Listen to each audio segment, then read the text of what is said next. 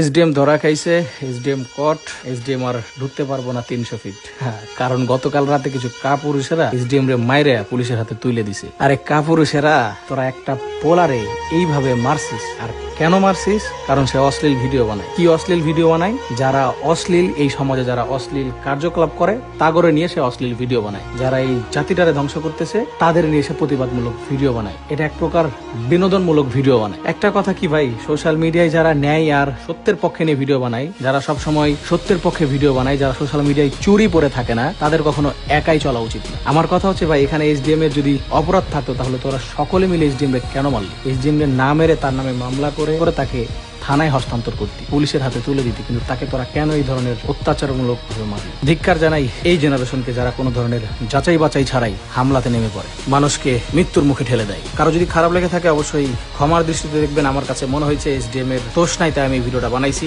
সকলে ভালো থাকবেন, সুস্থ থাকবেন। আল্লাহ হাফেজ। আসসালামু আলাইকুম ওয়া রাহমাতুল্লাহি তাআলা ওয়া বারাকাতুহু।